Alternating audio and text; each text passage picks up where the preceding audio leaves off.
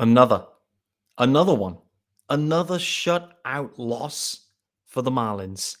8-0 they go down to the Texas Rangers. They have been shut out in 3 games straight.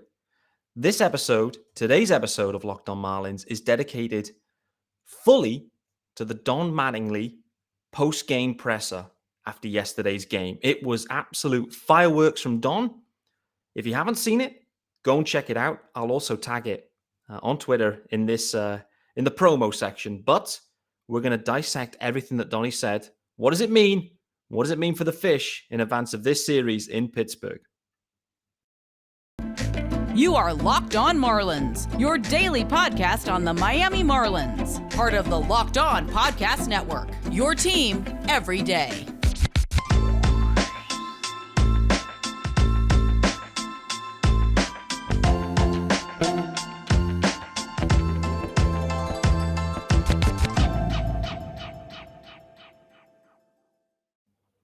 Hello and greetings from England.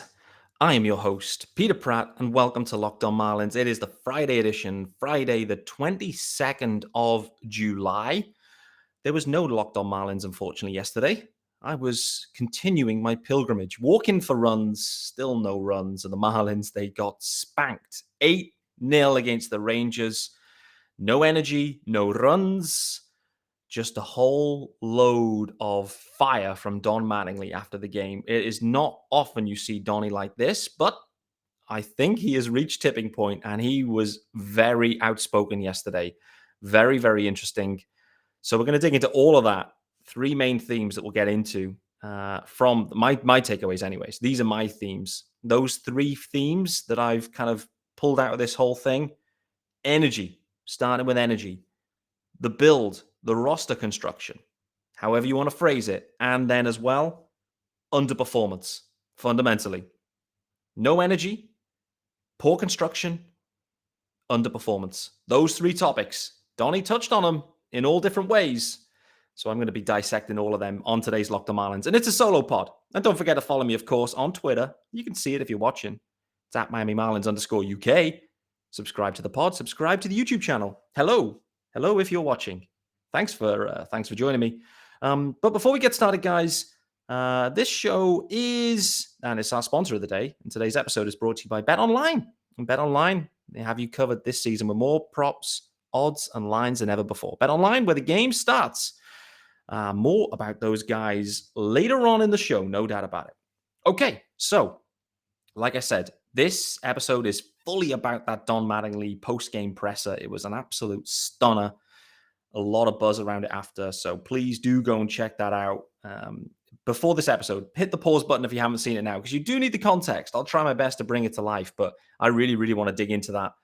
You had the usual guys in there, Marlins media crew. I think Jess Blaylock in the room, Christina Di Nicola. I even heard Noah Berger asking questions, which is great to hear, and actually got out some really interesting comments due to his question. So well done, Noah.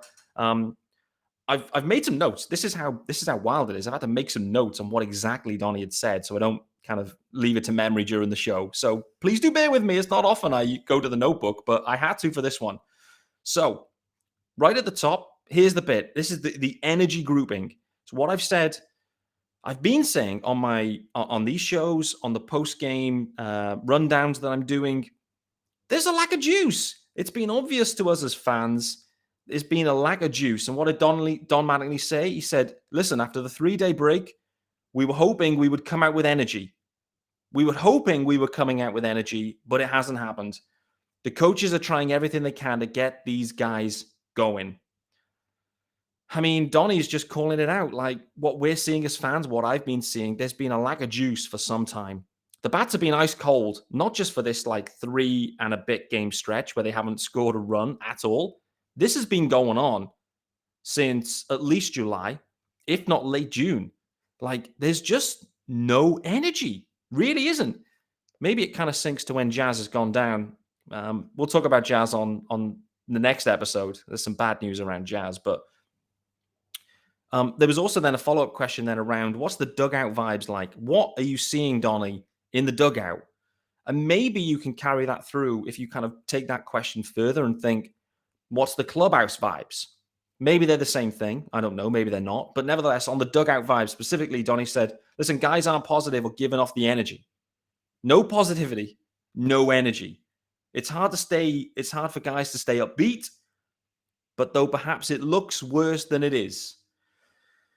Interesting comments again. I mean, where's the positivity coming from in this clubhouse? And that's part of it, really. Like, when you look around, Aguilar's that kind of guy. He's a fun guy, no doubt. But, who are the guys in there that have the juice? I actually don't know the question. I always just think back to that Sandy Alcantara conversation. Listen, actually, they'll be fun. They'll be fun from Jesus Sanchez, or we assume there is, and Brian De La Cruz, because those guys, they just look like they're having fun all the time. Aguilar's having fun. I just can't get that image of Avisail Garcia in that Sandy Alcantara speech, sitting there on that chair. That just, to me, just sums up the Marlins vibe. More about Avisail Garcia later on. We're really at a tipping point with Avi. We've been on a tipping point for months, to be honest with you. But that's the thing. No energy, no positivity. No one's giving off the energy. No one's upbeat. This is a real bad spot. They're in a rut, clearly. The team is in a rut. But when they face into adversity, you want to see some spark, some juice, some buzz. Just not seeing it. We haven't seen it. And maybe, the way this roster's constructed and Jazz is out and Birdie's out, maybe they don't have the guys to bring in, but spoken about it before. You bring in like a JJ Bleday, one of your top prospects, that's going to create a buzz. It's going to create a different dynamic too. And that's not a bad thing. Soler's back in town. I don't know what Soler's character's like. I truly don't. I'm not sure I've heard Soler speak. I've heard Avisail Garcia speak maybe twice. I've called out a few times on the show as well. The vibes I get from Avi have not been good this year. Haven't heard Soler speak. They're the big signings. More about them guys later on. So what Donnie did go on to say in this same segment, all from the same kind of line of questioning from Jess Blaylock, was, I guarantee you, guys don't want to struggle. They want to do well, and you can always bet on that. That to me, when I translate that is, clearly guys want to do well. That to me says, we as individuals want to do well. We want to perform. I'm not hearing anything about the team there. I'm not hearing anything. As a player, as an individual, yeah, okay, it's your own score, it's your own box score, it's your own stats, there's tons on the line for everyone. But what that says to me, my main takeaway is, this is a team filled with individuals. That's what it says. Guys are in it for themselves. That's where we're up to. Not good. Not good. So no juice, no energy, no one's upbeat, no positivity, no sense of a team going on here now. Everyone's in it for themselves. They're struggling themselves. I didn't hear anything about the team. Bad signs. So that was the first segment. That was only off 2 questions from Jess Blaylock. Well done, Jess, for getting the questions in. And again, go and listen to this full interview, post-game presser, if you haven't listened to it already. You really have to, because it was an absolute stunner. Let's pause now, get into the first ad, and then we'll get into segment 2, which is the build, the roster construction, which I think is really crucial to this whole thing this year. So before we do that, guys, it's our first ad, and it's our good friends over at LinkedIn. And as the sun comes out, and baby, the sun has been out here in the UK, it's been wild. Small businesses are back in business. LinkedIn Jobs make it easier to grow your team. LinkedIn Jobs help you find people you want to interview faster, and here we go, for free. So you can create a free job post in minutes on LinkedIn Jobs to reach your network and beyond. It's the world's largest professional network of over 810 million people. 810 million people. Wow, what a network. Then you add your job and the purple hiring frame to your LinkedIn profile to spread the word that you're hiring, so your network can help you find the right people to hire. Simple tools like screening questions make it easy to focus on candidates with just the right skills and experience, so you can quickly prioritize who you'd like to interview and hire. It's why small businesses rate LinkedIn Jobs number 1 in delivering quality hires versus leading competitors. So LinkedIn Jobs, it helps you find candidates you want to talk to faster. And did you know every week, nearly 40 million job seekers visit LinkedIn? Post your job for free at linkedin.com/lockedonmlb. linkedin.com/lockedonmlb. To post your job, yes, sir, for free. Terms and conditions do apply. I am wondering if in the near term, the Marlins are going to be needing to use LinkedIn jobs in some sort of way, because again, something has to change here. Is it front office? Is it coaching? Is it personnel? Wait and see. We'll wait and see how we go on that one. So the next segment, guys, what was the other piece? This was the build roster construction. That's how I'm phrasing it.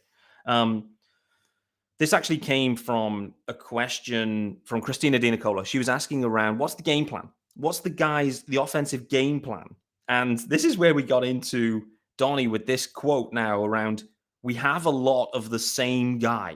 We have a lot of the same guy. And he mentioned that multiple times.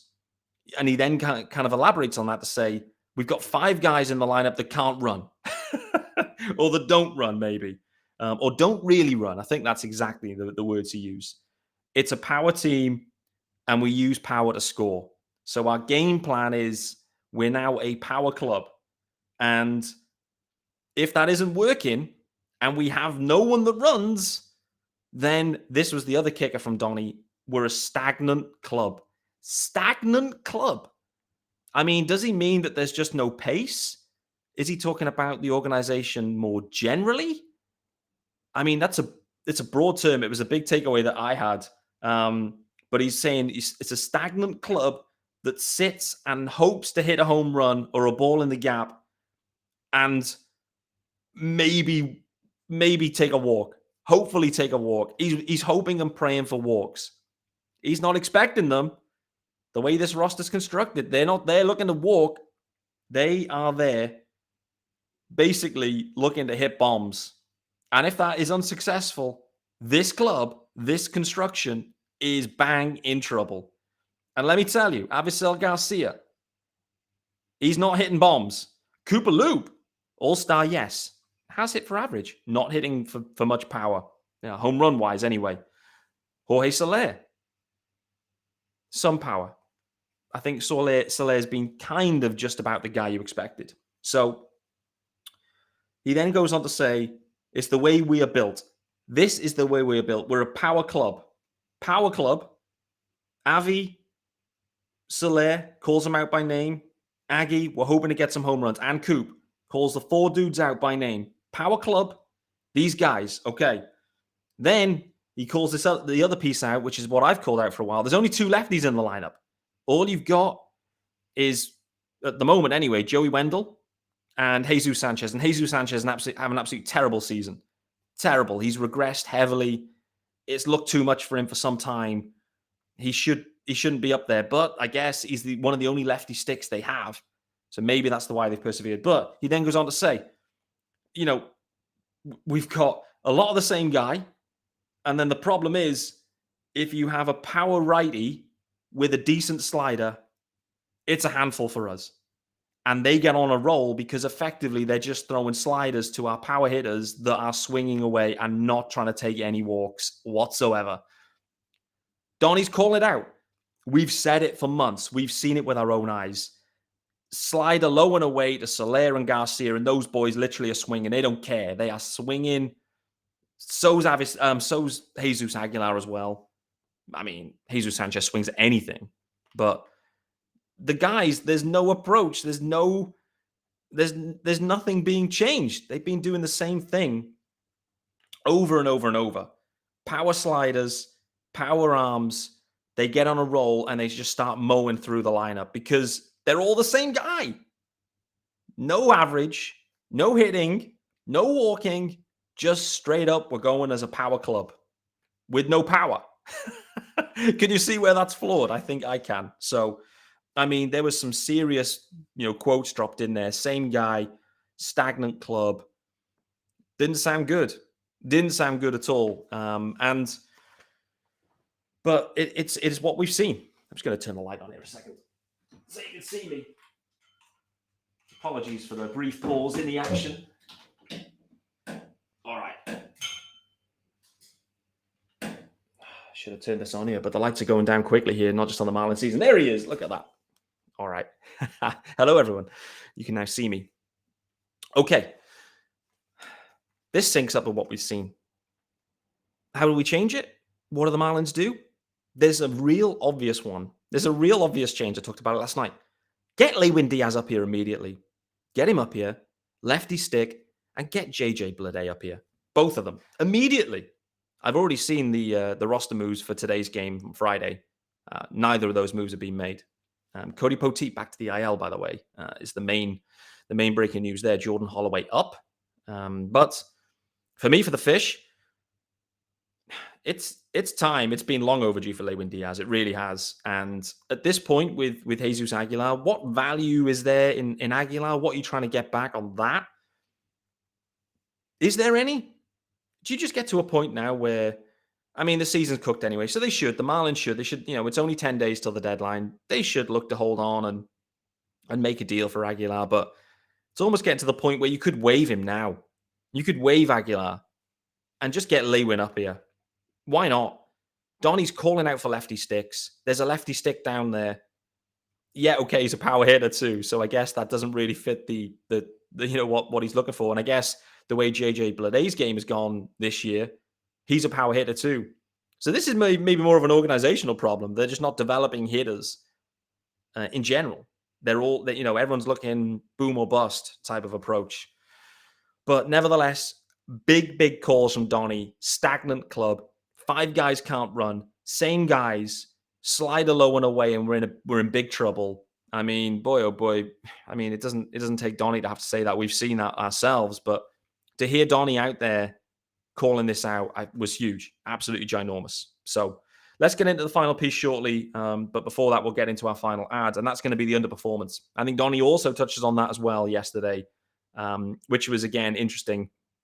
But before we do that, guys, a reminder that this episode is brought to you by our good friends over at betonline.net, and it is the fastest and easiest way to check in on all your betting needs. Everything. It's your every favorite sport and event, the number one source for odds, lines, and games. You can find reviews and news of every league. It includes Major League Baseball, NFL, NBA, NHL, combat sports, esports, and even golf. Yes, sir. Got the golf in there too. BetOnline continues to be the top online resource for all your sports wagering information. From live in-game betting, scores, and podcasts, they have you covered. Head to BetOnline today or use your mobile device to learn more about the trends and action that's happening today. BetOnline, where the game starts. All right, and where did this presser finish? It finished heavily talking about what I believe is underperformance. And again, these are where the quotes roll in again. Boy, oh boy, this presser. It was only 7 minutes long, but I've been able to do nigh on a 30-minute podcast just talking about the presser. Don't get that often from Don Mattingly. And again, that's another indicator. So this is where we get into underperformance. And as fans, again, we felt this all year long. So where do you start with this? Donnie goes on. And actually, this was from Noah Berger. So well done, Noah, for asking the question that got this rolling. He was asking about how do you spark the offense? Do you look at a Billy Hamilton, a Luke Williams? And, Donnie, basically kind of flexed away from that, saying, listen, it's not the peripheral guys. Those are the words he used. It's not about the peripheral guys. He said, you went out and got guys. We went out and sourced guys. And if we're going to go anywhere, these guys have to go. So if you're going to go out there, acquire talent, they have to go. That's his word. And what he means by go is like play well, get hot, hit, not, it's time to go kind of vibes, get out of here. But, that's the main thing is he's calling it out there. You went out and got guys. And if we're going to go anywhere, these guys have got to go. We're not going anywhere and these guys aren't going. And so that is a shot towards, for me, Kim Ang in the front office, that they maybe have had a misstep. The other shot, too, we shouldn't forget about is this is a shot towards the guys, the players themselves. Like, guys, you need to wake up. We need some juice. We need some performance. Underperforming. I know you don't want to struggle, but you are. What changes are being made? What's happening? What are we going to do? Very interesting. Then you get into these. These are my favorite parts now. The big boys have got to go. If the big boys don't go, we're not going anywhere. That's my favorite quote of it all. The big boys have got to go. The big boys don't go, we're not going anywhere. And that's true. Said it, all season. The key to this offense You go and acquire Soler and Avisel Garcia to add the power to the lineup that we felt we were missing last year. But if Avi's under 600 as an OPS, then that sinks the Marlins lineup. It sinks it fully. And no Jazz in there right now, clearly. I don't think Soler has been as bad, and I think the eyeballs tell us that too, but the whole Avisel Garcia situation has not been good. I mean, I don't have to tell you that. I've said it probably 5 times in the show already. But, the big boys have got to show up, Donnie's saying. They've got to show up. They've got to perform. And if they don't, what happens? Then he starts talking about, his approach, his view is like it's, the water's going to reach its level, which is his way of saying it's, the averages will play out and the guys will reach their usual performance. But frustratingly, and for him and for the guys and for the team, that hasn't happened. It hasn't. They haven't. The water has not leveled out. It has not risen. Avisel Garcia is having his worst year, perhaps in a long time, maybe forever. Perhaps. There's other guys too. Jesus Sanchez, clearly not good. Soler maybe underperforming. Brian Anderson, maybe. Jesus Aguilar definitely having a down year. Jacob Stallings absolutely atrocious with a stick, the worst hitter in baseball, perhaps. I don't know. There's a lot of guys that are struggling. Miggy Rowe, let's be honest, he had a little bit of a hot streak at one point, but again, not been good with the stick. The glove is sensational, so I'll give him a pass. But their 2 best sticks, effectively John Birdie and Jazz Chisholm, they're both on the IL. No shocker that the Marlins offense has gone completely cold ever since. But, at that point, Donnie's then saying, well, what is it? Where do they get to at this point? When is the tipping point? When is that reached? And based on the roster moves today, I guess we're not at that spot yet. The tipping point has not been reached. And he's then kind of saying, listen, the guys, they're not old. They're in their prime. So the question I'd have to Don Mattingly is, what's going to change? You're calling this out, Don. The big boys have got to go. Well, what's going to change? How do you change it? How do you plan to change it? You just roll them out there again the next day and hope to go? I guess that's what we're going to see. Haven't seen the lineup yet. It's 9:30 UK time. Still a few hours till first pitch. So I guess that's going to be the method. Roll them out there. See if they can get some momentum going. Get the floodgates open, I think Donnie was saying. But listen, in summary, wow, what a presser. I think multiple shots were fired. To the players themselves, to the clubhouse vibe, to the dugout vibe, however you want to phrase it. There's no energy. Where does that energy come from? I don't know. I think Lewis Brinson had plenty of juice in that locker room. I think he did. Jazz Chisholm certainly did. Does. Not seeing any of that. So, no energy. The way this roster's built and the way it's designed was a power club. They went towards the power. They wanted to add more power. Unfortunately, with that with the power comes the trade-off. The strikeout is high. And they've effectively got 4 righties that all have the same weaknesses. That's what he's saying. We've got the same guy over and over. Aggie, Soler, Avi, Coop, Miggy maybe, Brian Anderson maybe. Like all these righty dudes, power sliders away. They are mowing through the Marlins and have done all year long. It's just, it happens every time. You get all these pitchers, they're having their career best days against the Marlins lineup. Because all you've got is these guys that get out in the same way, plus Jesus Sanchez that gets out in the same way as well. The only hitter in the whole lineup that gives you any sort of like quality ABs right now, and it was the same yesterday, Joey Wendell. He's the only guy. He's the only guy that is an actual hitter. Straight up, Joey Wendell. The Marlins they're done now this year. They're cooked. The news about Jazz Chisholm, they're cooked, in my opinion. It's flipped around quick on its head. I mean, a week and a half ago, heading into a stretch with the Pirates and the Phils, we're thinking, let's get above 500 here. Let's put the pedal down. This series against the Pirates, normally you'd think, great. That's winnable.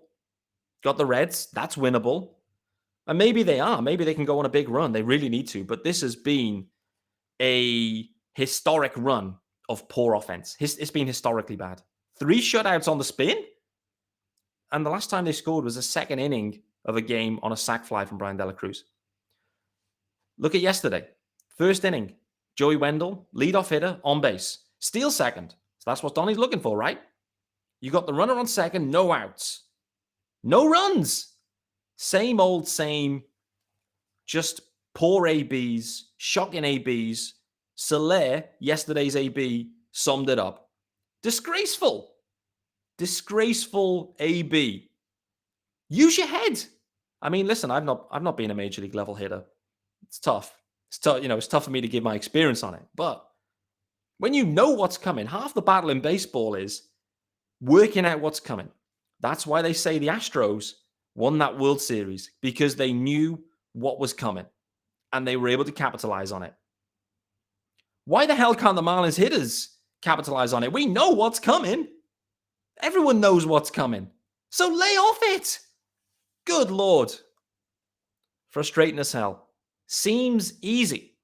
You know they're throwing slider away, likely out of the zone. Sit on it. Don't just flail away. Take some pitches and see what's going on. Anyway, Don Mattingly, I tip my cap to you. Stunning presser. The frustration has obviously reached tipping point for him, because that is not usual Don. More defensive. Lack of juice, roster's built poorly, and guys are underperforming. And that is your 2022 Marlins. The pitching's fine. Pitching's fine. And he called that out too. I am very intrigued to see what the next 10 days bring for this Marlins team, because frankly, they really need to reset here a little bit. And if in all honesty, both Soler and Avi Garcia need to go. Whether they can get out of either of those is up for debate. But for me, the vibe has been poor. It's been off all year. The performance has been poor. The Marlins kept themselves treading above water because the pitching's good enough. And Jazz and Birdie combined was just about okay. And Coop. Now those guys are out of it. We're seeing it for what it is. So, guys, that's it. That's me done for Locked On Marlins on Friday. The pilgrimage may continue. Let's hope the boys get a run today. There's going to be a second episode dropping either later today or tomorrow, talking more about the series ahead. But I had to get on this one. There wasn't one yesterday, so I wanted to get on and just specifically get into this Don Mattingly presser. So I hope you've enjoyed it, guys. Like I said, please make sure you've listened to the actual presser itself. And let me know what you think. Am I missing anything? These are all just my own interpretations on what I'm hearing. So I'd love to get your take on it as well. So do let me know what you think. Let me know you're listening. Let me know you're still enjoying Locked On Marlins. Even though the Marlins season's going sideways, I hope you're still listening and enjoying the show. I'll still be here for you 5 episodes a week. Big commitment. It's going to be a lot of fun in maybe different ways than we expected over the next 10 days. So that's it for Friday's show, guys. Thanks for making Locked On Marlins your first listen of the day. And of course, as I mentioned, you can make your second listen of the day Locked On MLB Prospects. Lindsey Crosby is hosting that one and is doing a fantastic job. He's going deep on all the MLB stars of tomorrow. It's free and available wherever you get your pods, like this one. So, guys, I'll be back very soon with another episode, digging into the news about Jazz Chisholm, the news about Cody Poteet, and equally where the Marlins are at in terms of who they should be buying and selling right now, and all of the fun that will bring. So until then, guys, hope you enjoyed this one. Thanks, Don Mattingly, for the lively presser. Back very soon.